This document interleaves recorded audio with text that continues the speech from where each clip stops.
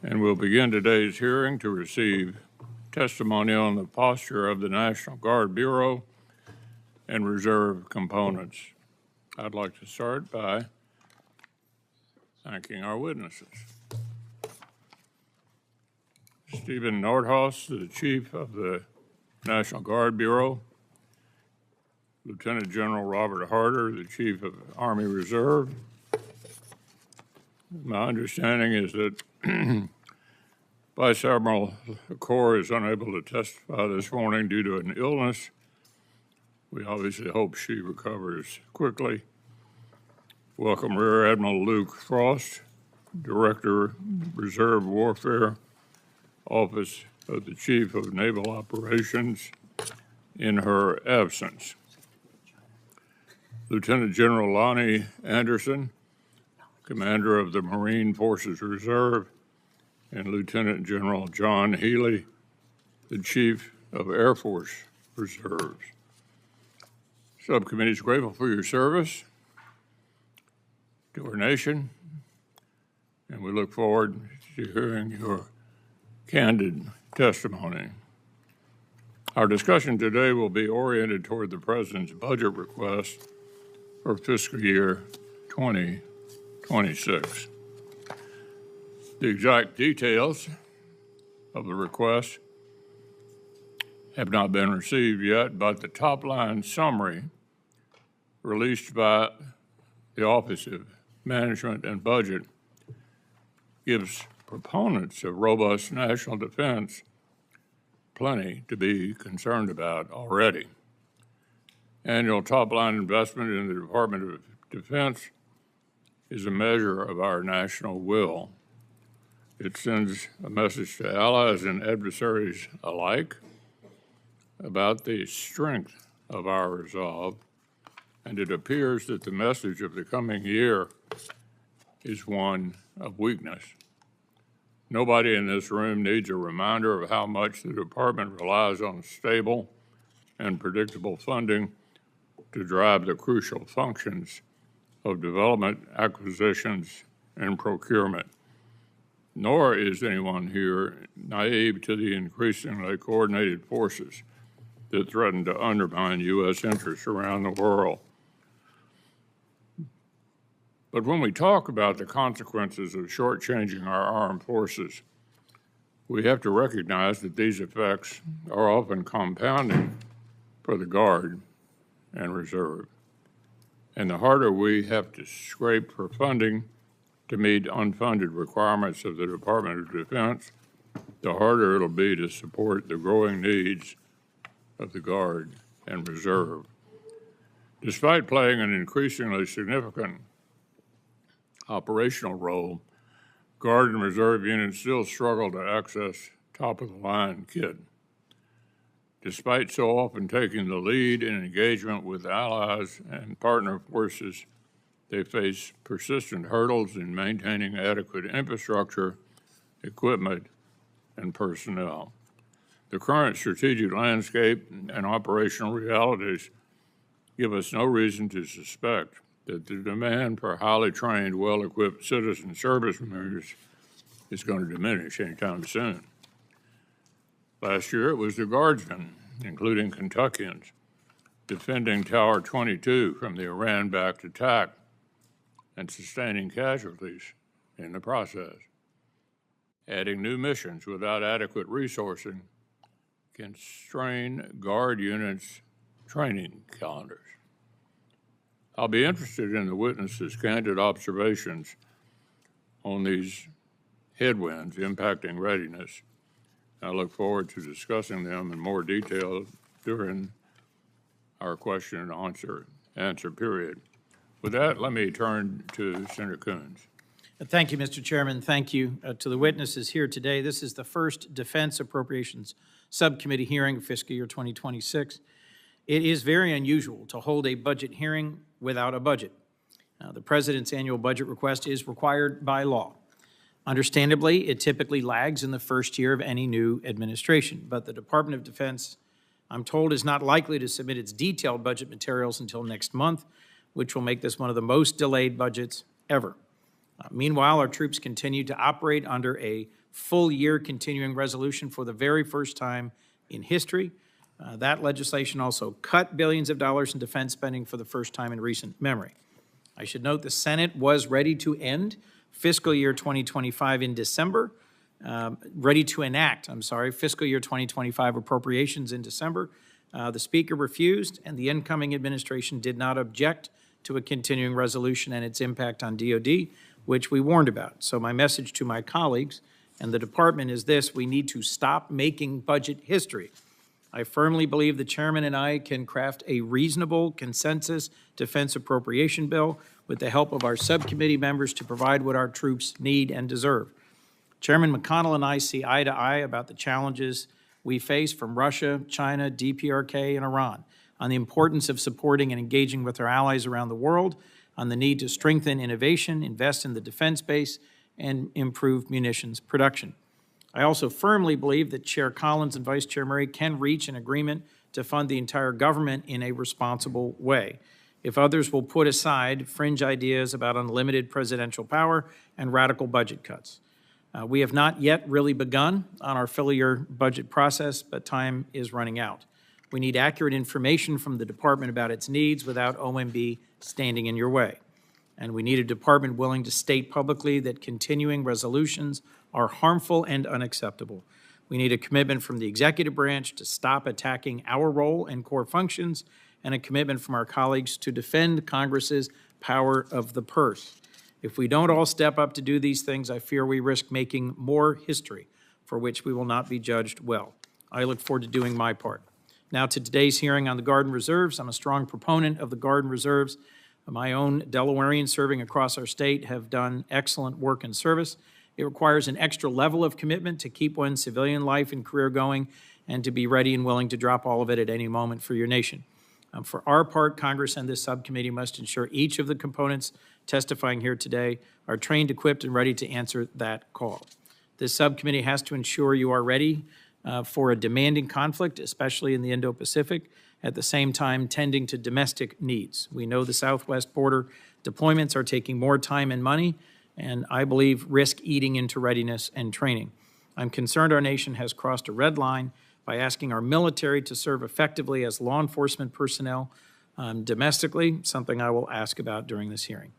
Hurricane and wildfire season is also upon us, and I look forward to hearing from each of the witnesses about how you're balancing the demands, particularly the National Guard. I am concerned about the service's readiness and the 1-2 punch of cuts to your O&M accounts to pay for operations abroad and at the border, items normally covered in a supplemental, and the civilian hiring freeze and deferred resignation program. I understand your military technicians have been exempted from the hiring freeze, but OPM's requirement to personally approve every new civilian is creating significant hiring backlogs. I look forward to hearing how you're handling these. Last, about the state partnership program. As you know, General, one of my favorites. I think it is dollar for dollar one of the most effective ways we engage with the world. In closing, our country badly needs the Guard and Reserves to be fully equipped, fully trained, and part of the total force, and I look forward to doing my part to support you in that mission. I thank each of the witnesses for appearing before us, and thank you, Mr. Chairman, for your partnership. I look forward to this hearing. Thank you, Senator Coons. We'll ask each of our witnesses to deliver brief opening statements, and please speak clearly and into the microphone. And we'll try to limit that to 3 minutes. If you can pull that off, you get a promotion. So, General Nordhaus, let's begin with you. Chairman McConnell, Ranking Member Coons, and distinguished members of the subcommittee, thank you for the opportunity to be here today with my senior enlisted advisor, John Raines, to testify on behalf of 433,000 National Guardsmen and their families. The National Guard is combat-ready, cost-effective, experienced, and dual role, both state and federal, like no other force. As a primary combat reserve of the Army and the Air Force, the National Guard delivers unparalleled capacity with strategic depth. We represent 20% of the joint force at 4% of the budget. Since 1636, our unique force has served in every one of our nation's wars.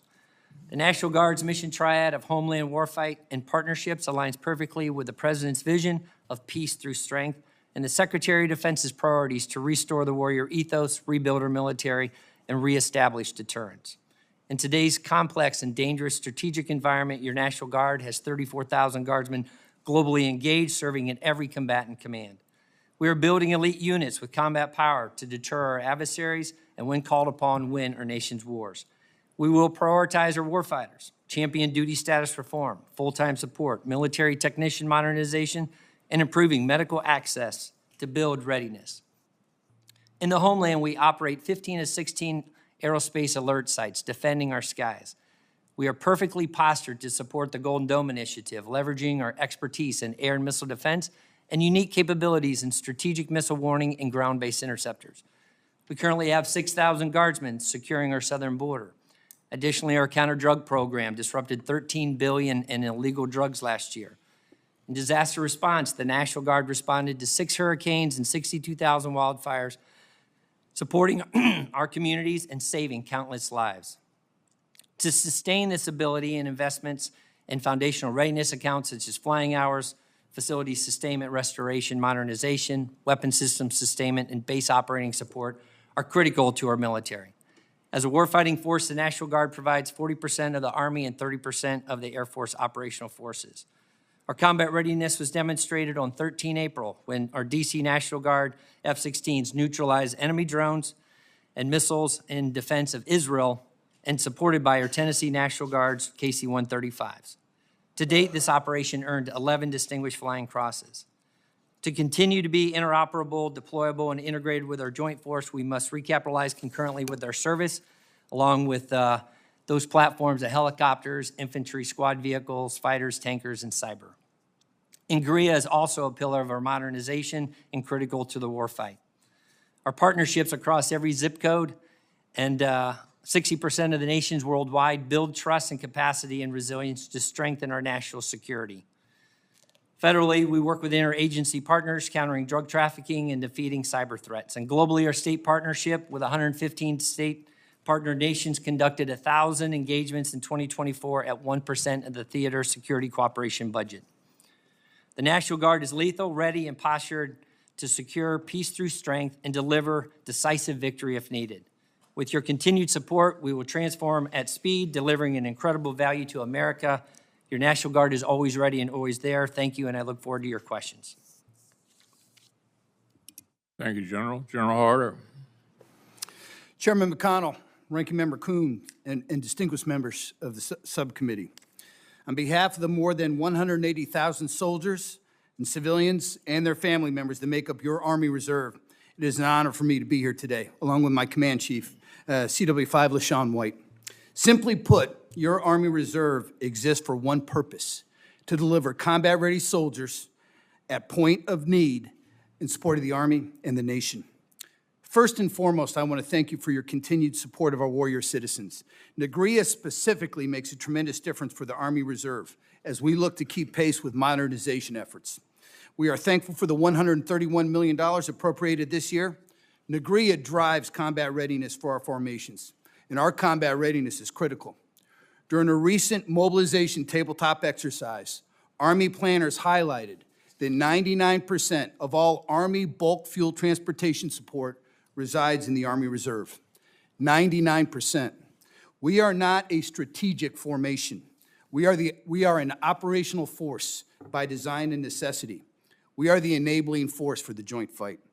To that end, nearly 9,000 Army Reserve soldiers are currently deployed globally across all combatant commands, including over 700 soldiers serving on our southern border. Our challenges have been relatively consistent over the last several years, with our largest problem areas being inadequate manning in our formations, aging facilities that don't support our training requirements, and poor equipment readiness. We are working hard to help ourselves. Regarding manning, we are working with the Army. They recruit for us to increase accessions and hold recruiters to account. We are driving on retention, implementing health and holistic fitness programs across our footprint, and revising processes for more deliberate career management of our part-time TPU population.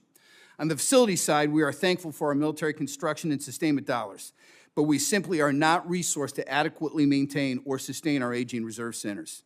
As a result, we are relooking our stationing model with a focus on investing our precious facility dollars in locations that support recruiting and retention and allow for readiness-producing training.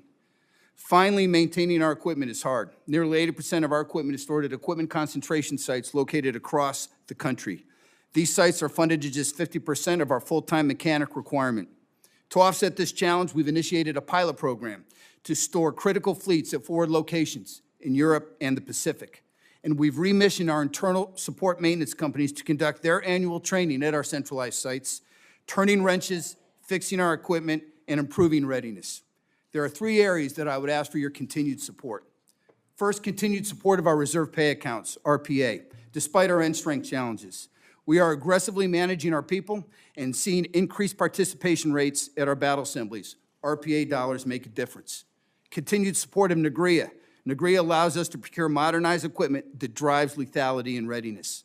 Over the past 3 years, we've purchased 2,300 mission command systems, significantly improving our formation's ability to communicate effectively on the battlefield. Finally, we need consistent and predictable funding. Army Reserve soldiers balance civilian careers with military commitments, and continuing resolutions force us to delay, curtail, or cancel training events. Predictability is essential for our soldiers, their family members, and their civilian employers. We appreciate your support. Again, thank you for the opportunity to be here, and I look forward to your questions. Thank you, General Harter. Admiral Frost, why don't you go ahead? Good morning, Chairman McConnell, Vice Chair Coons, and distinguished members of the subcommittee. On behalf of our Chief of Navy Reserve, Vice Admiral Lacore, thank you for the opportunity to address you on this force, of which we are all extremely proud. For 110 years, the Navy Reserve has provided strategic depth for the fleet to deter aggression and, when required, prevail in combat. We are globally deployable and operationally relevant, integrating into fleet missions around the world, on the southern border, and filling critical gaps at sea today. With me this morning is Force Master Chief Tracy Hunt, who, in keeping with his title, has been a forceful advocate for Navy Reserve sailors throughout his career. He and his wife, Shyla, will retire in July after 36 years of exceptional service to the Republic. Thank you, Force Hunt. Over the past few months, our Navy Reserve C-130 crews have transported thousands of pounds of ordnance into the Red Sea fight, keeping our ships on station to intercept Houthi missiles, conduct precision strikes, and safeguard global commerce. When the fleet needs logistics, whether to deliver firepower or staying power, the Navy Reserve answers that call. Warfighting readiness is priority 1 for the Navy Reserve. Every drill weekend, annual training, exercise, and training dollar is focused on generating warfighting readiness. In April, the Navy Reserve officially met our authorized end strength for the first time since 2020, a result of exceptional recruiting combined with high retention. Today, 15,000 of our roughly 58,000 reservists are on active duty orders, serving in every AOR around the world.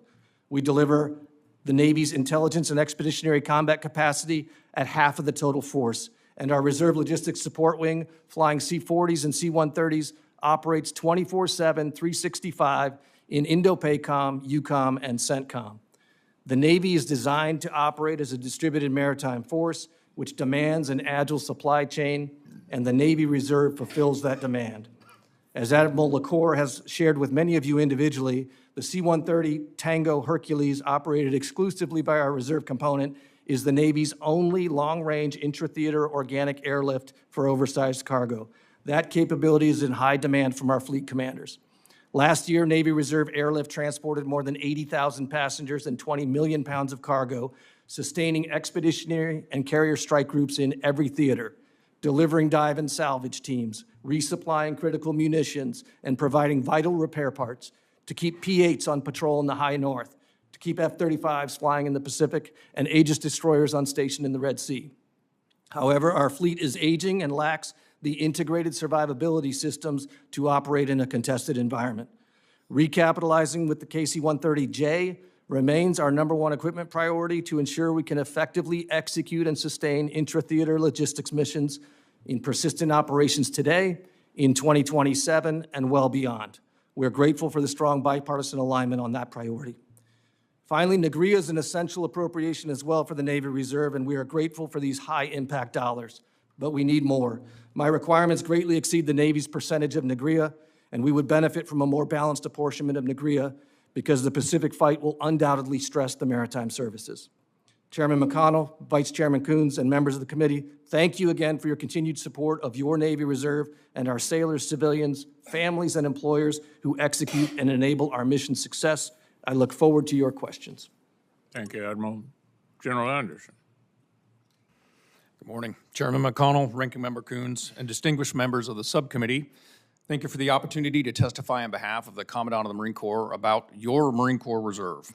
I'm honored to be here with my senior enlisted leader, Sergeant Major Edwin Mota, and my Command Master Chief, Mike Mussett, who's going to retire here after 32 years of service. The Marine Corps Reserve is a critical element of the total force, essential to meeting current operational demands while enabling the deliberate modernization of the active component. We serve as a scalable, ready force provider, reinforcing all three Marine Expeditionary Forces.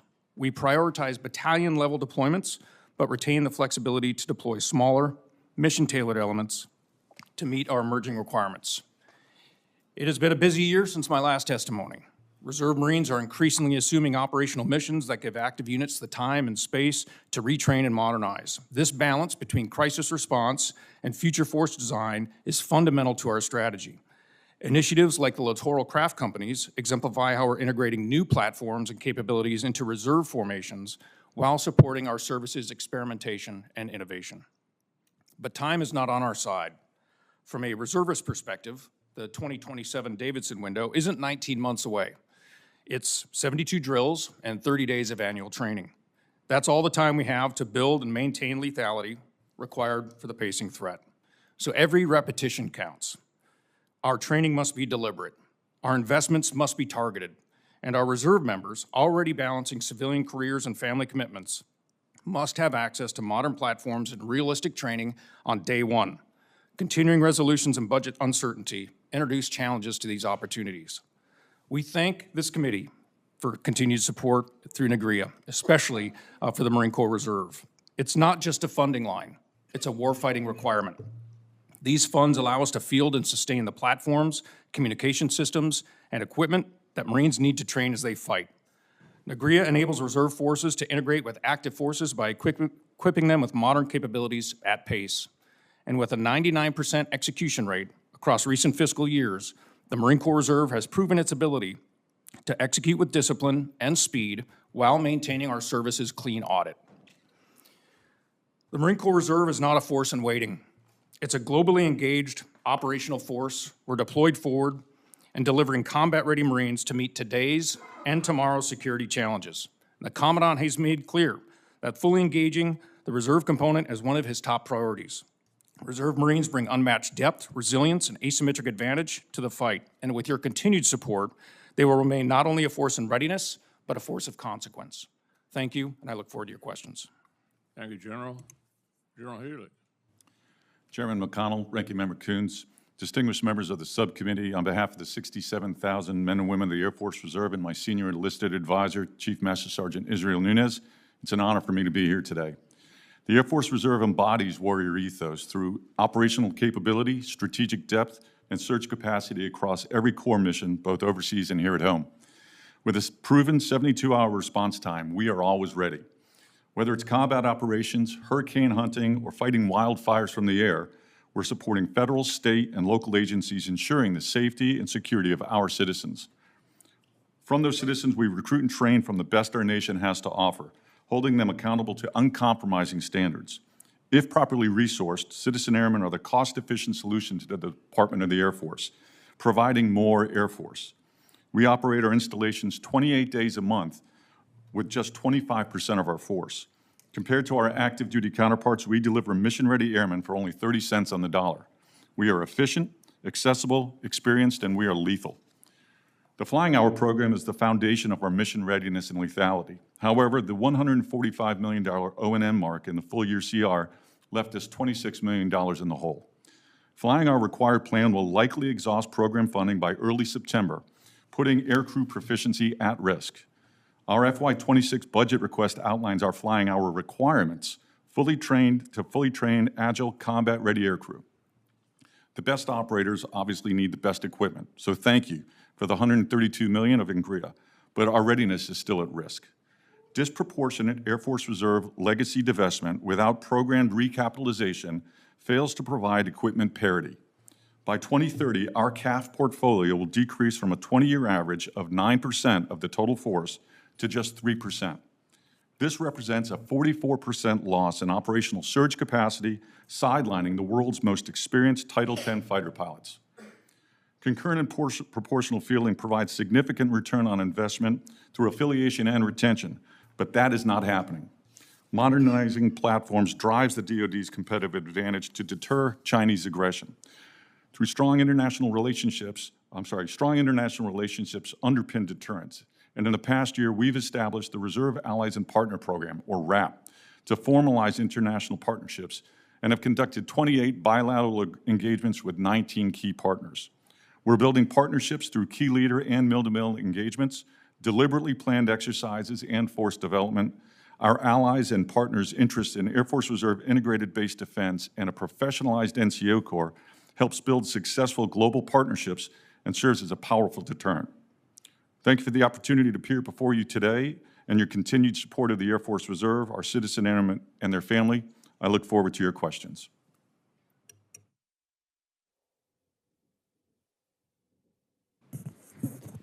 I recognize my promotion is temporary. Again, thank all of you for your presence today, and a number of you I have met with in my office before this hearing, and I'm grateful for those conversations. General Nordhaus and Lieutenant General Harter, the Army's recently announced Army Transformation Initiative. At what point did the Army integrate your feedback into development of the ATI concerning the Army National Guard and Reserve equities? Sir. Senator Moran, thank you. Right from the beginning, the Army National Guard works incredibly closely with our Army, and I felt like Secretary Driscoll and General George and I also had discussions. So from at all levels, right from the very beginning, also asked General George to come out and speak to all the adjutants generals along the way and making sure that we're going back. And as we get to the future of a leaner, more capable force, we look forward to transforming with the Army at the same time at pace and speed so that our formations across the board, 8 divisions, 27 brigade combat teams are capable and ready to respond in the homeland or overseas as needed for our nation. Thank you, sir. General Harter? Senator, thank you for that question. We were nested with Big Army on the big ideas from the beginning as the Chief and the Secretary were working through this, and we continue now to work through the details. So our teams are nested with Component 1, and it's transformative, it's collaborative, and we're driving on end state to make the entire Army more lethal. In regard to the future, working on it, continuing to work on it, with the Army no longer procuring gray Eagles, has the Guard been involved in discussions about other capabilities to fill that gap and provide the Army a deep sensing multi-domain capability? Absolutely, Senator Moran. As we look at the Gray Eagles that was appropriated in 2023, those will be stationed in Arizona. And as we look to the future on other divisions receiving UASs, we're working very closely with the Army on what those systems will be in the future to bring that warfight capability to those adversaries where it's hard to get to, it's critical, but we need to have the right platform in the right place to be able to be over the joint force and make sure they can bring that critical information and capability to the warfight. You expect the Guard to be continue to be engaged in that kind of activity? It's not going to go away, just going to be a different form? Absolutely, Senator. As we look to the future, the different platforms, we'll have to work with industry, the defense industrial base, and with the Army very closely as we look over in Ukraine and other places in the world. UASs are a significant part. We have to be able to keep pace and really outpace. And the Air National Guard brings incredible innovation and capability to this space. General Harter, in your best military advice, how will deactivating the 2 reserve ECABs affect reserve capabilities for future missions? And what capability gap does this divestment create? You know, Senator, again, I've told the Chief as we discuss this and the Secretary, the United States Army Reserve exists, as in my opening statement, to support the total Army and the nation. We have a lot of capability in which we are the bulk of that capacity. Aviation is not one of those formations. We do use our aviation. I was just in Norway, where our aviation, Army Reserve Aviation helicopters were delivering 3rd Brigade, 82nd Airborne Division on an air assault. And so we are and have been nested with our Compa 1 teammates. So will there be an impact? There will be. But we are continuing to work through that with the Army to mitigate. My number one concern right now is taking care of our aviators and their crews. So we have some very seasoned pilots. And so we're looking, how can we partner with the Army National Guard, with my teammates in active duty, where they can fly active component aircraft. The key is to maintain, qualifications of our pilots, our aviators, our crew chiefs. And so that's what we're driving on right now. In that regard, a recent RAND study shows that reserve component pilots are more experienced and cost-effective than active duty pilots. The study also recommends that the Air Force reevaluate its bed-down plans for the KC-46A to maintain an efficient balance between active and reserve components. General Nordhaus, best military advice, does the Air Force's current KC-46A basing plan adequately equip the Air Guard fleet to maximize the benefits highlighted in the RAND assessment? Senator Moran, as we look at the critical capability of air refueling, it's needed by all of our combatant commands here in NORTHCOM as well, and then as we look at securing and defending the homeland. As we look at the KC-135s and the Air National Guard, certainly those need to be recapped in the future, and we look forward to working with the Air Force at the concurrent and proportional pace to be able to recapitalize those forces. As you know, MOB 7 will be identified in the 4th quarter of 2025 for that KC-46, and we look forward to that being announced. And then we also look forward to additional KC-46s, MOBs in the future as we work with Air Force on what future transitions look like for our air refueling fleet. My time has expired, but while I have the gavel, I have one more comment. Senator Bozeman, I'll be recognizing you momentarily. I just wanted you, General Nordhaus, to highlight, I have an interest in the state partnership program. Give you the opportunity to highlight the importance of that program. Thank you, Senator Moran. The state partnership program began back in 1993 with 12 nations and 12 states. And today we have 115 partners globally at 1% of the theater security cooperation. I was recently over in the Indo-PACOM theater and met with Timor-Leste. It's the latest democracy with Rhode Island. That partnership's only 3 years old, and it would seem like they're 30 years old in that partnerships. And so these partnerships globally create resiliency, they build partner capacity, and they build trust across the board. Our partners have also went into combat together, and as I look at CTC rotations and as we do training exercises, they continue to do those together. So there's recent ones coming up where we have Colorado and their state partners and other states meeting up with their partners to train together. And so that capacity building around the globe and trust is just priceless. Thank you. Senator Bozeman. Thank you, Mr. Interim Chairman. You're doing a wonderful job. Thank all of you all. I enjoy so much visiting in the office with you all. I appreciate your service. I appreciate all you represent. And most importantly, I always know that after I get done talking with you, I know that you've got the best interests of trying to keep us safe, and so importantly, trying to keep the people that are serving under you safe and secure also. General Nordhaus, this is a question that you're going to hear, I hope, a lot today, and I hope you all comment on it periodically. But we know that operating under a full year CR creates challenges for our military, especially National Guard and Reserves.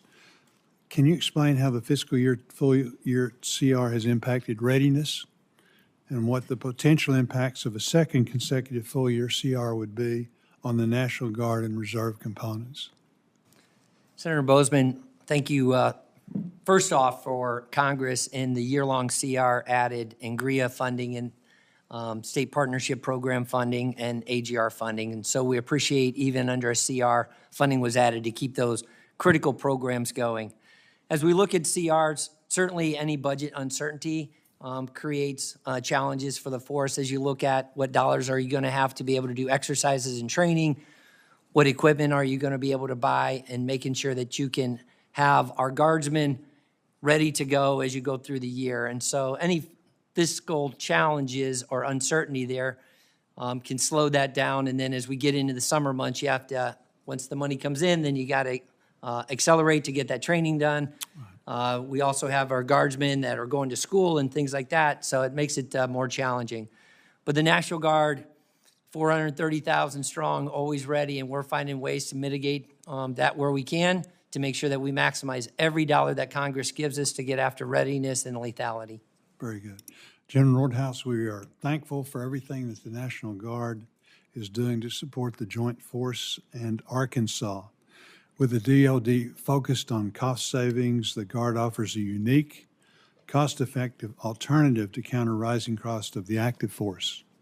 Where do you believe the Guard's capabilities are not being fully utilized or overlooked in defense planning? Senator, as we look at the National Guard, there was talked by Senator Moran about a RAND study which talked about F-16s at 42% more less costly being used in the National Guard and 35 or 34% less for KC-135s. So we look forward to partnering with our active duty, both on the Army and the Air, to be able to keep that capability within the service so that when needed, we're ready to go, but also help them with the budget challenges in these critical times. Are there specific areas where the committee should prioritize to ensure the Guard is properly funded to meet both its federal and state responsibilities? Senator Bozeman, as we talked in our meeting, certainly our foundation readiness accounts. So as you look at flying hours, we're going to end flying hours probably by the end of August this year. Facility sustainment, restoration, modernization, every dollar gets after our aging facilities, and those facilities are the focal points for our guardsmen coming in, and they help with retention and recruiting. But if they're great facilities, they also help us get after readiness and training for the warfight. Weapon system sustainment, having the parts and the equipment ready to go. So our full-time force is able to prep that equipment and have it ready to go. So when the guardsmen, traditional members show up, that they're put on equipment that's ready to go so that they can use every minute that we have for them over the weekends or when they're on duty to be able to get after building that readiness for the warfight. And then certainly our base operating support. Those accounts are critical to make sure that we can take care and make sure the bases are ready to receive the soldiers and airmen as they come in and get them to where they need to go to get the training done. Very good. General Harter, we've discussed previously the Army Reserve's innovative use of funded reimbursable authority. It's clear you're thinking creatively about how to strengthen the Reserve's capabilities. Can you provide an update on how funded reimbursable authority is being used today and what challenges are limiting your ability to fully utilize this authority? Thank you, Senator. It was great meeting with you in your office too. Thank you. We got a lot of great folks from Arkansas on our team. Tim Griffin was recently with us. I will tell you, funded reimbursable authority right now, we're focused on using it in our military intelligence community, and it drives incredible amounts of capability and readiness for our Compo 1 teammates. And I think the more authority we have to use that outside of just the military intelligence spectrum with all the other capabilities that we bring to the fight, it's a value training for our formations and it delivers capability for the nation. So we'll continue to pursue that. Very good. Thank you, Mr. Interim Chairman. Thank you, Senator Bozeman. General Healy, I didn't have a chance to ask you a question in the time allotted me. Today's Air Force Reserve represents a much lower percentage of the Air Force's total fighter fleet than it did a decade ago. One proposal would maintain this fighter capacity is in the Air Reserve at the 442nd Fighter Wing by backfilling the current A-10 mission with F-15Es. In your best military advice, do you support that strategy? Thanks very much for the question, sir, and I appreciate you reaching out to your partners to the east with regard to this. I absolutely would support that. As in my opening statement, we are seeing a significant decrease in our fighter portfolio over the last 10 years. In addition to Whiteman scheduled to divest in 28, Davis-Monthan is scheduled to divest their A-10s prior to that. There's no planned recapitalization yet for the Moody A-10s. The Nellis F-16s are divesting at the end of this year, and there is no program replacement for the F-16s at Homestead past 2027. All significant decreases in our fighter portfolio. Specifically to the 442nd, these are the guys and gals that specifically are the warrior ethos. With the scheduled divestment of 2028, they volunteered to go deploy one last time in 27 to make sure that they get one last chance to give the hog a look. They're a fantastic unit, and they're one of the fun units to go visit as well. With regard to recapitalization, there is no planned recapitalization, but I see the opportunity to provide more Air Force, and the 442nd is an opportunity to provide more Air Force. I provided data supporting the fact that an F-15E 220 engine, we can operate $28 million cheaper a year than the active duty can. We can provide cheap rails for the fight, and that's one of our benefits. An EX squadron, barring procurement, we can operate at $24 million cheaper. An F-16 unit, we can provide at $12 million to $16 million cheaper per year. Each of these opportunities I've provided to my senior leadership and to the programmers for consideration, and my hope is that they'll consider them further to maintain the fighter floor that Congress has put in place and maintain the floor with regard to divesting the F-15Es as well. Thank you for your answer. You can see this is an important issue for me to be advocating for that rival state, Missouri. We do mostly just fight across that state line, but this is a benefit to both states and certainly to the country. So, Yes, sir. Thank you. Thank you very much. General Nordhaus, I want to see if you can highlight for me the value of red teams. The 184th Air Wing in Wichita provides red team capabilities across the force. In your best military advice, do you think the current red team force structure is adequate? And if your answer is yes, then I don't need to ask my second question, but I assume the answer might be that it could grow and have a mission.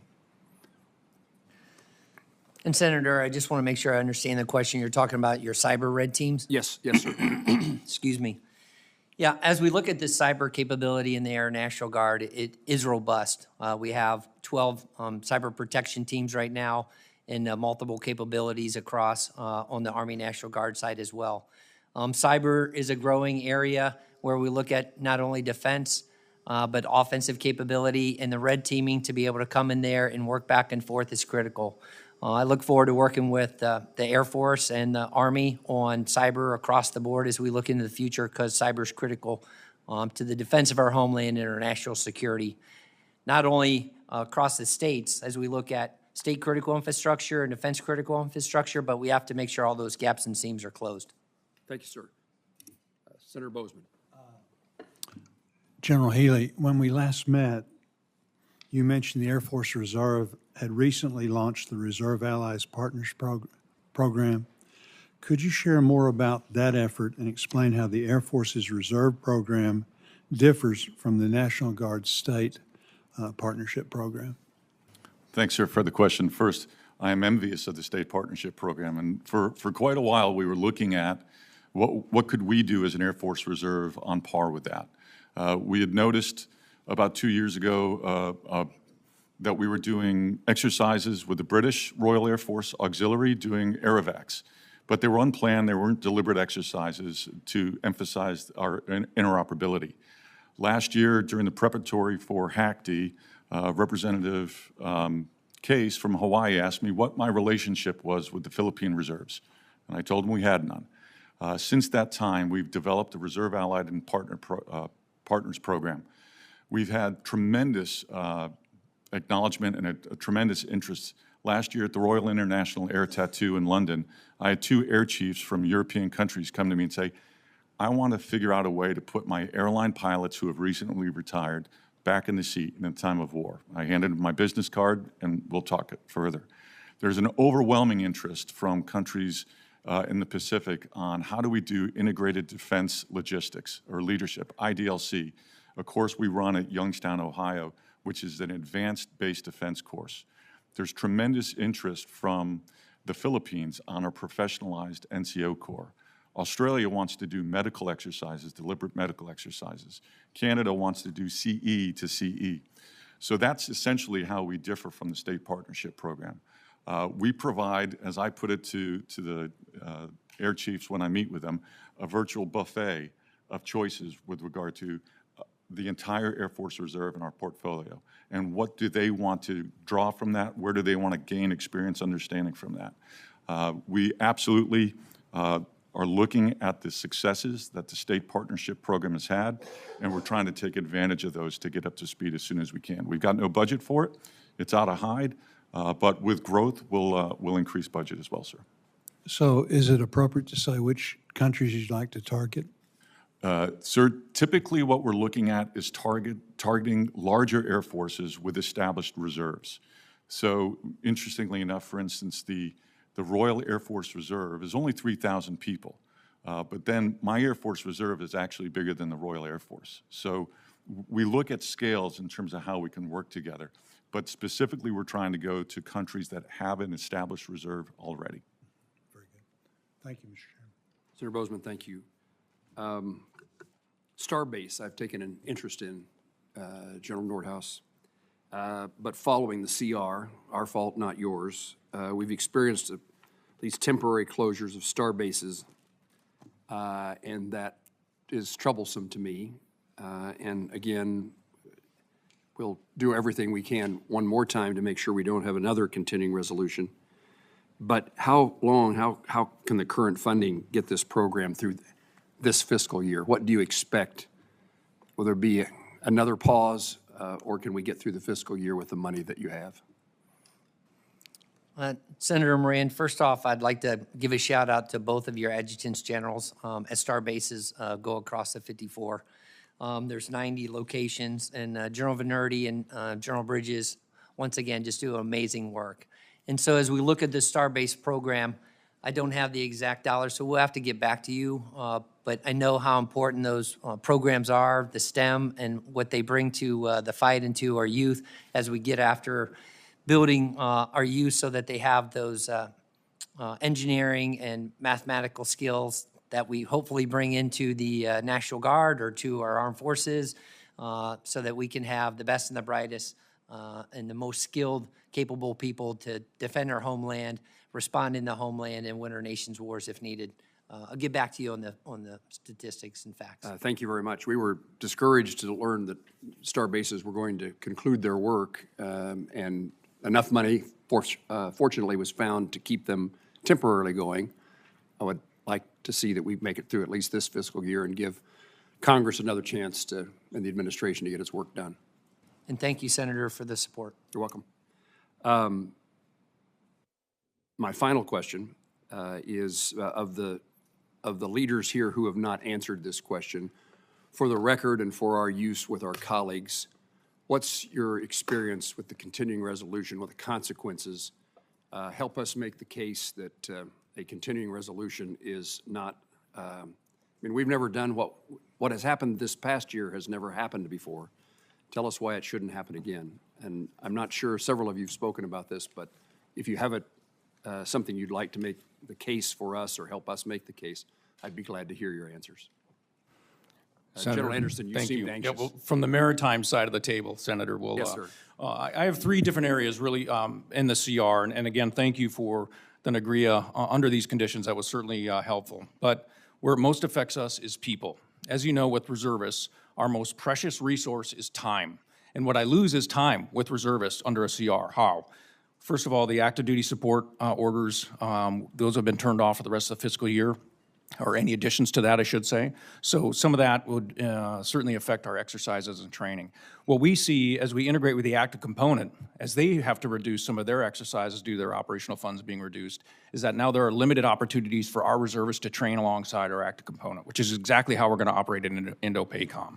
And then lastly, we've had to discontinue our enlistment incentive bonuses for reservists. So now there's reserves that wanted to stay in, they haven't been able to sign up, and we're hoping for the next fiscal year that we are able to keep them on board. And as his amphibious partner here, thank you for saying the naval services. I would say, again, I would echo the thanks for the NGRIA in the CR. Those are very high impact dollars for the Navy, and as well as the two C-130 ads that came with the CR. But the CR was also informed by conditions that are a year old. So specifically to our reserve personnel Navy account, our manpower account, when the committee made good marks on that account when we were not executing strength, we're in a different situation now. We made end strength in April. We're going to end the fiscal year above authorized end strength, but within controls due to the success of our recruiting effort. And so that reality doesn't necessarily carry through in the process when we're taking a CR and carrying it forward, if that makes sense. Thank you. And Senator, for the Army Reserve, again, it's just like my teammates. It's our reserve pay accounts most affected. I think with the CR, it was about $186 million less than our president's budget submission. And so that affects cutting orders, soldiers that were scheduled to go to school, exercises, all of that affects the predictability of our formation, which really is the most important piece for us. And if I could just share one thing to Senator Bozeman's point on partnership with reserve forces. So we do a lot of partnership. Don't mean to veer into this, sir, but we do a lot of partnership with other nations' reserve forces. I was just in Poland. We partnered with the Estonians, the Philippines, of course, our Five Eye partners. But last year, we hosted a forum during AUSA in October where we invited many reserve force partners to come. We had from many nations were there. And my British teammate, Mark Lancaster, two-star general, I thought he said one of the most, it was a poignant statement. And he said, the war in Ukraine right now is a war being fought between two reserve armies. And so all of us, we take that to account, and we're laser focused on making sure our young men and women are ready. Just wanted to share that with the committee. Sir, from the Air Force Reserve, the biggest thing that the year-long CR affects us with is the ability to be predictable and stable. So that's the bread and butter of the Air Force Reserve, the ability to know in August that I'm going to request time off from my civilian employer in October, and knowing that I'm going to have those orders available to me. What's ultimately happened is we've driven behavior changes where reservists will no longer sign up to serve in October because they can't adequately predict that they're going to have orders to work. Likewise, from a training perspective, when I look at exercise planning, we are very hesitant to plan on exercises in August and September because if a CR exists long-term, or if we get marked later in the year, as in this year, we're likely not going to have the funds or the manpower to be able to participate in those exercises. Much like the Air National Guard said, and in my opening statement, we are likely to ground our airplanes the first week of September this year because we're $26 million short of executing our flying hour program. It's going to directly affect the degree of how ready we are, sir. Moment of sunshine has come to an end, and my temporary position is disappearing. But thank you all for your presence here today, your leadership, and we have the greatest regard for you and for the men and women you lead. Thank you.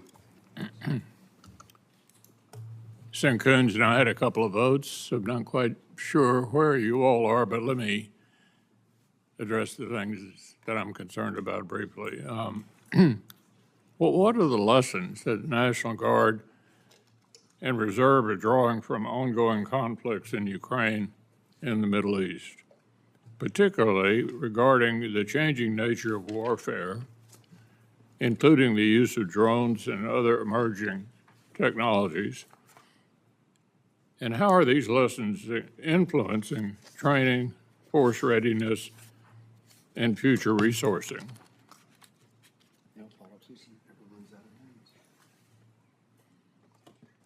Chairman General Nordhaus here. I'll start for the National Guard. Certainly, as we see the war in Ukraine, the use of drones, being leaner, lethal, more mobile, being able to take formations and maneuver them around and have the capability to take down threats from counter UAS and maintain air superiority in the future is going to be absolutely vital. So we continue to take those lessons learned on the Air National Guard and the Army National Guard side with our services and making sure that we're arm in arm, shoulder to shoulder with them as we modernize our force for the future for warfighting for adversaries under this new changing character of warfare. Senator, for the Army Reserve, we're really nested with Big Army. Obviously, as I said in my opening statement, we have the bulk of logistics and enabling capacity for the United States Army and the Joint Force. So when you saw Russia grind to a halt in the opening days of that, it was sustainment. It was their logistics. They had no logistics tail. So we are driving hard on making sure our exercises are integrated with our Compo 1 teammates. Here in June, I'll be doing an exercise at NTC, kind of in support of an active duty formation, one of my brigades will. And the Army is implementing all the lessons learned with drones, ubiquitous sensing, dispersion. The Army units that are surviving at our national training centers, it's back to the basics. It's overhead cover. It's just making sure you disperse. It's reducing your electromagnetic signature. So those lessons are absolutely being pushed into the Army. It's why the chief is driving on transformation and ATI. Well, General Harter, a little closer to home, I've got, just like my colleagues have probably, significant defense facilities in Kentucky. Fort Knox, for example, is home to the Army Reserve Aviation Command, the headquarters for all aviation assets within the Army Reserve. What specific impacts will the ATI restructuring plans have on Army Reserve Aviation Command at Fort Knox? So Senator, or Chairman, we are still working through that with the Army on the reducing our two ECABs, Expeditionary Combat Aviation Brigades, one of which is headquartered along with the ARAC headquarters at Fort Knox. We're assessing the impact and looking at what rotary aircraft we may retain in the Army Reserve. But I can tell you at Fort Knox, the Army Reserve is investing. In addition to the ARAC, we have a 2-star training command headquarters. I have another 1-star training command headquarters. I have one of my equipment concentration sites. So we are looking to better maximize the training opportunities that Fort Knox provides for the Army Reserve. And I'd be happy to follow up with your team on exactly what the impact is of the aviation restructure. Senator Coons. Thank you, Chairman. Let me start with a question about the state partnership program, if I might, General Nordhaus. You know I've long been an enthusiastic supporter. You mentioned 115 nations around the world. In my view, the proof of concept of the state partnership program is best exemplified by the California National Guard Ukraine partnership that goes back, I think, to 1993. I had the opportunity to visit Ukraine in 2016. Obviously, they were engaged in active combat in the Donbass, but the transformation of the Ukrainian military from a Soviet style to a NATO style, US style, I think was significantly facilitated by that partnership. Do I misunderstand? Am I correct? Senator Coons, I would completely agree with your statement. And we're seeing that across the board where our partnerships, it starts mill to mill, but then goes mill to civ and civ to civ. And so it builds these trust partnerships, it builds partner capacity, and it builds resiliency not only with their nation, but we learn from each of these countries as well. We bring that innovation spirit back to our formations, and it makes us stronger all the way across the board. Are you going to receive funding through this CR, FY25 CR, in time to prepare for summer exercises that are relevant to these particular missions? Senator, I do want to thank Congress. In this year-long CR, we were able to receive funding for our state partnership program, so thank you very much. We are putting it to good use. We are short a little bit, as I have states that are looking in the Indo-PACOM theater to do exercises, and so we're pulling together and trying to mitigate those impacts. State of Washington is working with 2 of their partners to put on an exercise. I think we're going to be able to figure out how to do it, but we look the growth of the state partnership continues to be robust. This year, we're adding 9. And so as we look to the future, funding of the state partnership to match the slow and steady growth, I think is very critical to that. We're seeing nations continue to want to partner, and we're seeing states continue to put in and apply for these partnerships. And they're very robust, and they really fight. And I probably get most consternation from the adjutants generals when they're not selected for, a state. But we have an incredible, transparent, and repeatable process in selecting, and we work with not only OSD, but Office Secretary of Defense, but also the State Department and the COCOMs to make sure we match up the right partners with the right states. And I have visited deployed units of National Guard from 6 different states in the field, from Latvia to Djibouti. My hope is that my state, which has long had a partnership with Trinidad and Tobago, has an air reserve or air guard function in cyber, and may well be able to expand to Malta, but that's a competitive process. Just know that I view the state partnership program as something that is a real force multiplier, low cost, high impact. We talked about KC-130s. You mentioned that as the next platform. I'm concerned about the NGRIA accounts. I think literally all of you referenced NGRIA and the importance of keeping, whether it's old aircraft or other platforms working, and money that's going into maintenance that could instead be put into new platforms that would require less maintenance. I would just be interested in you are supposed to, all of you, be receiving proportional and concurrent fielding of modern equipment, but we are at or near the lowest level in a decade of that.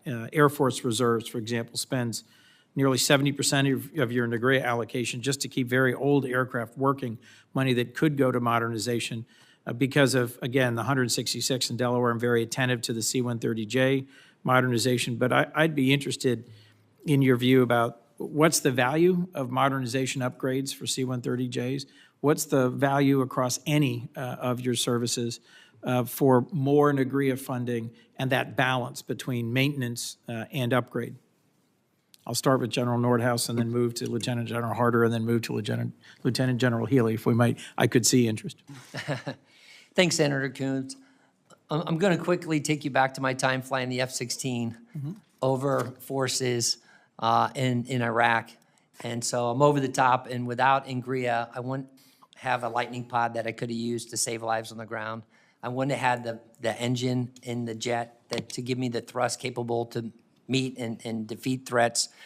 As we look every year, whether it's in the MAF community or in the CAF community, those forces make us not only modernize those equipments, but they make us combat interoperable and capable to be part of the joint force, whether it's here in the homeland to be able to do our homeland defense missions with AESA radars on our F-16s that enables us to be have the capabilities we need for the NORTHCOM mission, or to be able to have jamming pods that are needed to fight up at the next level for adversaries that we might face. General Harter? Yes, Senator, NGRIA is absolutely essential. We receive less than 1% of the Army's procurement budget. And so our fleets are aging. I talked about the percentage of fuel and logistics support that's in the United States Army Reserve. And so we do use NGRIA to procure exactly those systems. We have been focused more on communication and network and survivability in that spectrum on the battlefield to try to encourage my Army teammates to help us with the cascading effect of that critical equipment. But NGRIA is essential to plugging that modernization gap. Thank you, General. General Healy? Yes, sir. NGRIA is an absolute essential part of our budget. That's 55% of our procurement dollars right there. We use it much like General Nordhaus said. Our F-16s at the 482nd down at Homestead, the oldest F-16s in the inventory right now, but they have an AESA radars in each one of them. They've got EW pods, and I equate it to we might be bringing a knife to a gunfight, but it's a really good knife. So we use it for modernization on that end. Meanwhile, as you mentioned, the majority of our fleet, 88% of our fleet is over 39 years old. So it's everything we can do to keep them involved in the fight through secure comms, ensuring that they know what their surroundings are when they go into the Pacific, making sure they have infrared radar detection systems up armored and so forth, make them more survivable as well. General Harter, you referenced in your opening forward deployment of some of your equipment into potential theaters. Could you just say a little bit more about overseas depots and how that strikes the balance in terms of training and readiness versus spending money on repair and maintenance? Absolutely, Senator. So right now, back here in CONUS, I'm funded to maintain really about 35% of my equipment. About 25% is maintained at home station. The rest, 75%, is maintained at one of my equipment concentration sites. In those mechanics, I'm funded about 50% of that requirement. So I really focus on units that are deploying, units that are going to major exercises. So we thought, why not, let's start positioning some of those critical fleets forward. We, the Army Reserve, are maintaining that. We're coordinating with Army Materiel Command. I have one-star commands in both Europe and Pacific theaters. So right now we have a maintenance company on the ground in Europe. We're looking to put one of my bulk petroleum transportation companies there, as well as an ordnance and ammo company, and we're looking to do the same thing in the Pacific. Posture the fleets forward.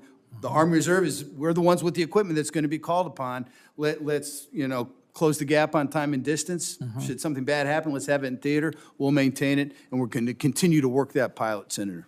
So if I hear you right, the tyranny of distance means better to move the really heavy, big stuff long way first, and then have the people follow it, rather than have the people and the very heavy stuff here and not be able to move it and not be relevant if things evolve. Exactly right. Plus, we can focus on maintaining it over there. I think the my brother was second armored, the logistics lesson from those first few days of the conflict in Ukraine were huge, and that's part of the challenge of keeping an actually combat-capable force. A question to all of you. I understand there's another senator coming, so I'm just going to keep asking questions, unless you interrupt me, Mr. Chairman. Well, I think that Senator Shaheen and Senator Hoven are on the way. Is that right? Senator Shaheen. Good. Hope they get here soon. I've got more questions. On readiness, because of the CR, the continuing resolution, the department didn't make a request to pay for the southwest border or overseas operations. And both of these would normally be done in a supplemental. The way the department chose to implement the CR takes billions out of the base budgets to pay for these other deployments and missions. I'd be interested in hearing from each of you how you've been impacted by the CR generally and the trade-offs you have to make, training, maintenance, how the hiring freeze and the DRP has impacted your workforce. And I have a particular question about the MilTech shortfall. If anyone wants to speak to the OPM process and how it's working to literally have to have approved one at a time your MilTechs, I'm very concerned about how that's impacting readiness. I'll start from General Healy, who seemed quite excited about the MilTech point. To get to that point first, sir. So we currently, as I mentioned in my opening statement, 28 days of the month, our full-time force is 25%, and that's what mans our bases, to keep the lights on. They're also the instructors, the evaluators. They're the ones who train and get ready our part-time force. Through normal movement, they are scheduled to move around the country into new positions, a PCS, a permanent change of station. Part of that is considered a new hire. So they apply for the job and they go. Of the 440 people that were caught in this, dual status technicians during the hiring freeze, they were considered civilians, can't move, can't hire them into the new positions, even though they were existing dual status technicians already. On April 2nd, it was identified as a major impasse to us, and they were universally exempted from DRP. Since then, of the 440, we've gotten 21 through OPM and into USA Jobs. And the direct effect on readiness is, as I stated, these are the instructors, the evaluators, the people that teach our traditional reservists how to get ready for the future deployments. So we will see an impact in the beginning of 27 or 26-1, or the first half of 26, and the second half of 26 with the readiness state of our deployers going out the door, sir. As you well know, I suspect Dover Air Force Base has both a active duty and a reserve component. They're absolutely critical to mission readiness out of Dover. I would benefit from some direct input to me, if possible, in response to my questions about how this OPM choke point is impacting Dover and impacting your units elsewhere, so that I could be constructive in offering some input to OPM and DoD broadly about how this is impacting training readiness deployments. I'll take that for the record, sir. I'll get back. Thank you. Anyone else want to speak up about the MilTech challenge, or more broadly, training readiness, and in particular, the DRP? Yes, Senator. So I'll engage the DRP, just an anecdotal point, but I bet all my teammates have the exact same challenge, and it relates to your question and comment about the hiring freeze. So for example, at one of my formations forward in Europe, I had an office, a finance office that supports a bunch of Army soldiers. For context, the Army Reserve has about 11,000 civilians, 7,000 military technicians, 4,000 Department of the Army civilians. The finance office had 4 people in it, 3 civilians and a military. All 3 civilians took the DRP. So now I've got 1 soldier there trying to support what's going on. Then you have the hiring freeze, and you're trying to work through the authorities to backfill those positions. John laid it out well. As far as the continuing resolution, the challenge for the Army Reserve is when you have you're funded last year's dollars. It's orders, it's cutting those orders for soldiers. We've curtailed exercises that we're doing this year. Schools get impacted. And right now, we're trying to figure out how to make sure we can pay all our soldiers for their statutory battle assemblies in September. So we're churning through that. We're looking for, programming authorities through the Army. But it creates a lot of turbulence, and predictability is the most important thing for an Army Reserve soldier. Senator Coons, thanks for the question. As was discussed by my teammates here, our military technicians are the lifeblood, those full-timers that are prepping everything, getting everything ready to go, whether it's on a flight line or facilities, to be able to get the equipment ready. And so anytime there's any pause or disruption in the hiring, it's going to impact readiness. So we've worked incredibly hard through the department to open that up and get that moving as fast as we can. We have had some success, but it does impact our readiness and lethality. And so we look forward to getting that back to full speed for hiring. And then on the CR, certainly consistent funding as we think about planning and exercising into the future and into the summer months, having the dollars early so that we can plan and predict where we're going to go, where we're going to exercise. And that includes the exercise we do with our state partners across the board. I'm going to ask you a last question, General Nordhaus, if I might, while Senator Shaheen settles in. I recently read DHS is requesting 20,000 guardsmen for interior immigration enforcement. It seems clear to me that it's important that there not be any crossing of the line between the Guard's role and domestic law enforcement. The Guard does not train for domestic law enforcement, is that correct? We have military police, security police, and we have over the years trained for in support of law enforcement if we get called to do the mission set. How are you going to ensure that guardsmen deployed understand the legal environment they're operating in and the restrictions that may impose on their conduct? Senator, if you look at Presidential Inauguration 60 or 59, anytime our folks get called up to a mission to support, those are all things that we go through. What are the rules for the use of force? What's the legalities, law? What mission sets are they going to be on? What equipment do they need to be able to do the mission set? So we're very focused through the adjutants generals to make sure that they have the training and they're being put on missions that they can support and do following the Constitution, the law, and any policy or guidance that's laid out to them. Thank you, General. Senator. Okay, Senator Jane, I think you're the last one coming. Well, Go right thank ahead. you, Chair McConnell and Ranking Member Coons, and thank you for continuing the questioning so I could get here. Good morning. Thank you to all of our people testifying this morning. General Nordhaus, I want to again thank you for coming to New Hampshire to see the 157th at Pease. As you know, they do an excellent job. And one of the things that we discussed on that trip and on other occasions has been the ongoing logistic composite model, the LCOM study of Pease and other operations around the country to take a look at releveling. And as you heard from us loud and clear at Pease, that would affect the 157th's ability to support Transcom. There would be about 12 positions for maintenance that would be threatened that would have an impact on the ability to keep that KC-46 fleet up and operating. And we're very proud of that as the first Air Guard in the country to get the KC-46. So can you give me an update on the status of the LCOM study and when you hope that to come out and what might be the end point of the study? Senator Shaheen, thank you very much, and thank you for allowing me to visit the state. And as you said, the 157th is an amazing unit, and they are really breaking new ground with their innovation in the way that Guardsmen do, taking their civilian skills to come in and take that platform, not only as a refueler, but as a C2 node for global capabilities. It was also great to see the incredible passion that the airmen up at the 157th have about this mission set. I did talk to General Pierak just yesterday, making sure that we continue looking at the LCOM and the update. What I received was that the Air National Guard has extended the temporaries all the way out through the end of fiscal year FY26. As they do this study, that the site visits have been completed, now they're in the hard part of doing all the analysis. I think that's going to take a couple months as they get through that and work through it.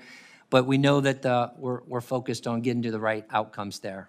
General Pierak said once that comes, he'll make sure I get an outbrief from it, and then we'll come brief your team, ma'am. Well, thank you. I really appreciate that. And it goes without saying that any information that you need from the 157th and New Hampshire, we are ready to provide whatever you need. And ma'am, I will highlight that your team also has a few folks on ADOS orders doing the test with our Air National Guard, Air Force Reserve Test Center, and that's adding to the test capability of what the KC-46 does that will benefit the entire platform and fleet into the future. Well, thank you. That's nice to hear. One of the other issues that we have discussed is that the National Guard has dealt differently with sexual assault than the uniform or the regular military. And I know that a number of us who have served on the Armed Services Committee thought that when we were passing some of the changes to address sexual assault in the military, that also affected the Guard. And what we've learned is that it hasn't provided the same kind of changes in the Guard that we thought it had provided for everyone. So, as I understand, sexual assault response coordinators and victim advocates are supposed to cover gaps in victim support due to the lack of full-time resources, and that the Army National Guard brigades are required to be assigned a full-time SARC and SAPR VA, but no additional full-time positions or resources have been assigned to New Hampshire's Army National Guard. Sadly, we have had some allegations of sexual assault in the Guard. They have been investigated. But can you tell me, is the National Guard Bureau planning to send additional full-time resources to states to fulfill the regulatory requirements and to address the elimination of some of these positions? First, Senator, thank you very much. The National Guard has zero tolerance. They know that from me all the way down through both of our directors and the adjutants generals. And so we take this very serious, that everybody will be treated with dignity and respect, and our service members that are war fighters, they need to prep and be ready to go, and we got to take care of them. The Independent Review Commission had some due outs from that, and we have 70% of those complete. We'll have the rest of those complete by the end of the FY. Our prevention workforce is 85% filled out across the National Guard. We look forward to continuing that and get to 100% as soon as possible. And as you know, we also have the Office of Complex Investigations. And our progress in there has been really good to make sure our cases aren't going on. They're under 150 days. We've really made significant progress in that and making sure that we're focused on taking care of our service members. I will take a look across the board and make sure that every resource that we can get out to take care of this and make sure that we have zero tolerance and we eliminate sexual assault from our National Guard. I'll take that and do everything I can. Well, thank you. I really appreciate that. And I know that I'm sure this committee and the Senate Armed Services Committee stand ready to be helpful in any way that we can. If there are any additional authorizations or if there are particular resources that you need from us, I hope you will share that with us. Thank you, Senator. Thank you. Thank you all.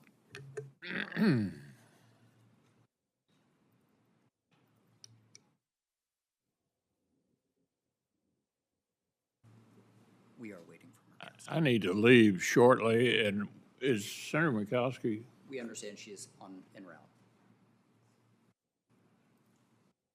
Looks like we have one more senator heading this way. Let me just say, when Senator Murkowski finishes, if there are no further questions, senators have 1 week to submit additional questions for the subcommittee's official hearing record.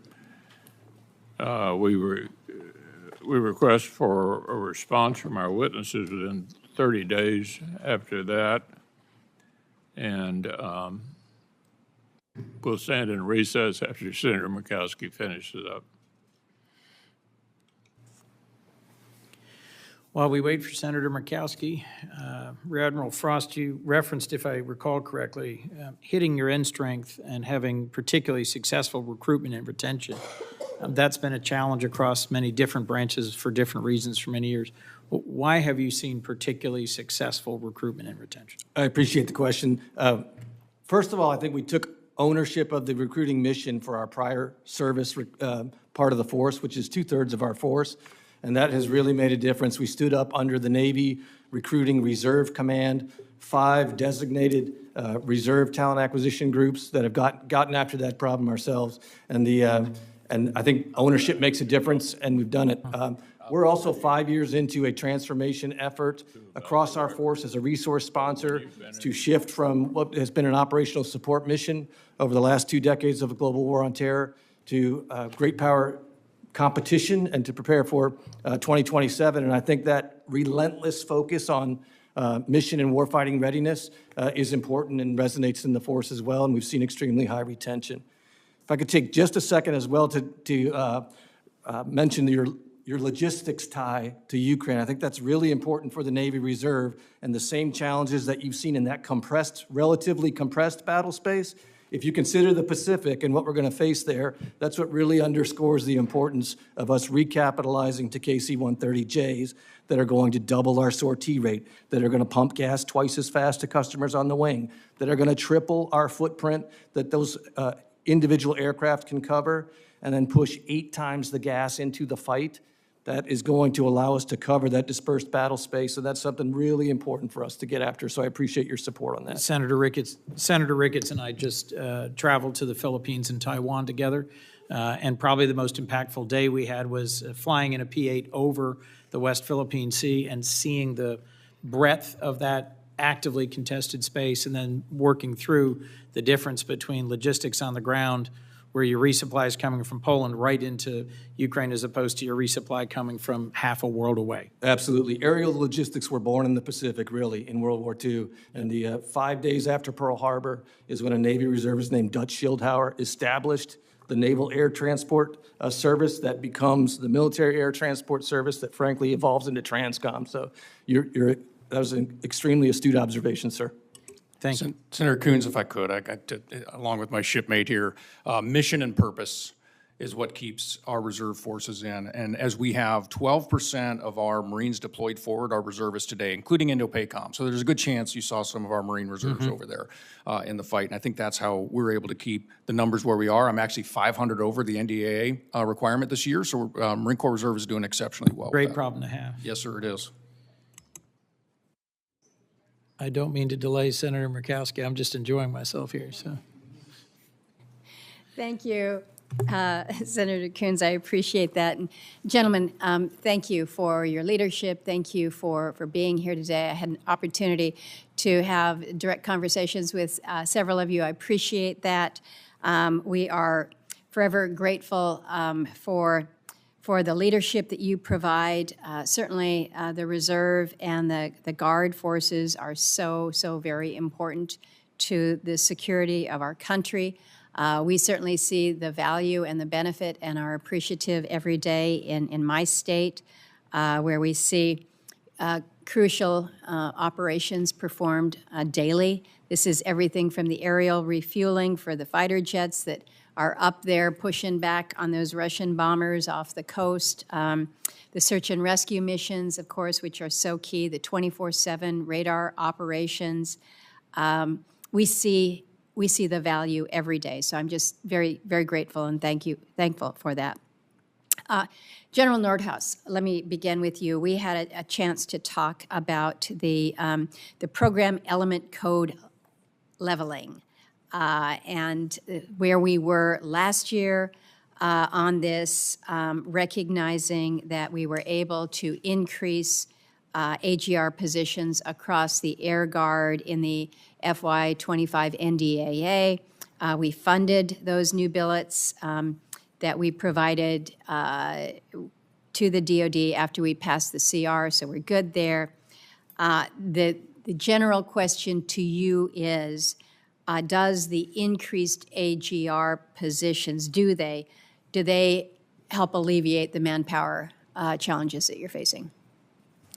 Senator Murkowski, first off, thank you very much for our office call, and I really enjoyed visiting Alaska and our guardsmen up there at Fort Greely and Eielson just 2 to 3 weeks ago to see what they're doing with ballistic missile defense and, as you said, refueling fighters and aircraft that are pushing back on the adversaries. So amazing job. Thank you very much for the AGRs in the NDA 25 that helps get after a large portion of requirements that we have on not only operational but the training piece. Every AGR that we have gets after building training and readiness for our guardsmen, for the warfight, and for the homeland response that you see. So we appreciate that, but as always, every AGR that you give us is a big bang for the buck and increases not only that person's readiness for warfighting, but units of readiness across the board because they are the guardsman or service member that is working through the month to make sure the equipment and the facilities and the training plans and the exercise is set to go so that when our guardsmen show up, they can get right after the training needed to be able to be ready for the warfight. Well, we want to make sure that the numbers are where you need them. Yes, ma'am. And know that we're committed to that. I wanted to ask you another question, and this relates to the effort, the legislative proposal that would compel our guardsmen to transfer into the active duty Space Force. This was a proposal that was largely adopted last year during the NDAA. Air Force has argued that establishing a Space National Guard doesn't make any sense. I respectfully disagree with that. For a host of different reasons, I recognize that, but one of the things that we hear from Air Force is this perceived cost of establishing a Space National Guard. When we talk to the National Guard Bureau, they estimate that standing up 14 units across 7 states only costs $250,000. Now, it's a pretty modest investment, but then when you look to the potential loss of expertise, if you have guardsmen that choose to move on rather than be forcibly transferred, I think you have to factor that in. Rebuilding capability is significant. We're told, and this is a recent survey, March survey by the National Guard Association reinforces that only 8% of Air National Guardsmen currently serving in space missions expressed any interest in transferring to the active duty Space Force. So you mentioned that you were up in Greeley. I'm going to have an opportunity to be out there next week. I'm hoping to get out to Clear pretty soon as well. But this is an issue that I'm hearing folks talk about up north. And so can you share with me your perspective on a Space National Guard and the cost benefits of moving Air Guardsmen to space? Thank you, Senator, for the question. I was a previous AF Space Commander for SpaceCom in my previous role, so I intrinsically know the space demand and understand it's not a benign environment. Also, as a channel of communication from the adjutants generals and from the governors, they are support of maintaining their space mission. The National Guard has been conducting the space mission for over 30 years, as you know, with the 14 units. From ballistic missile defense to space warning, space control, and we have 60% of the electronic warfare. And looking into the future, I'm excited for the National Guard, and I think we're perfectly postured to support the Golden Dome Initiative as we already do the Homeland Defense mission on multiple things, and I look forward to working with General Gutlein. We are currently executing the congressional mandate to transfer the space units, and we are focused to ensure that there is no loss of mission capability while we're taking care of our space professionals. I do look forward to working with the new secretary under his vision for space as we go into the future. I did talk to General Pierak yesterday and got the same figure, which is about $250,000, which would be really changing some name tapes and heraldry to keep the space mission in the National Guard. Well, it just seems to me that there are ways that we can do this, and some ways that are going to be more complicated and perhaps more expensive, and we're able to keep good people where they want to be, or we can make it more challenging. Last question, and this is directed to you, General Harter. We were able to talk about the National Guard and Reserve Equipment Appropriations account. I made the observation that sometimes when you are not actually able to be your own advocate for your own budget, that sometimes it might feel like there is a shortfall, or perhaps you are second in line, maybe even beyond second in line. And I get that, and I want to make sure that that you have the resources, the modernization effort that others have, that you're not kind of left behind here. We expect you to be able to be ready to deploy right alongside our active duty forces. So given what you have detailed to me about the increasing demands on the Army Reserves, can you share the prioritization that you think has to happen when it comes to the modernization efforts as we're considering our FY26 approach? No, thank you, Senator. It was great to see you yesterday. Talk a little bit about Alaska, but it is your Army Reserve again delivers 70 to 80, sometimes 90% of the logistics, sustainment, enabling capacity, not only for the Army, but for the total joint force. We currently have 1% of the procurement budget. So the NGB dollars that are allocated are absolutely critical. We continue to prioritize our equipment fielding, especially engineer equipment, logistics equipment, tankers. We prioritize that through the Army. We work with the Army on getting a bigger piece of their modernization effort. It's all about risk to the total force. I'm not delivering fuel to myself. I'm not purifying water for the Army Reserve. That's not why I exist. And so, again, we will continue to advocate for more NGB, and we will continue to appreciate your support as we continue to try to modernize and keep pace with the total force. Yeah.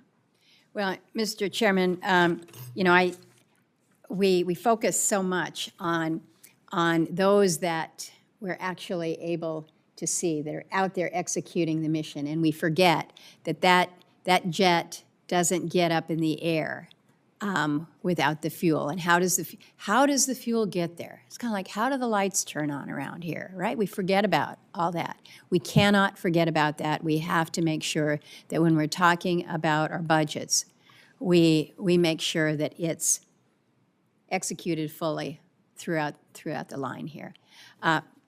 Thank you so much. I have overextended my time, and I know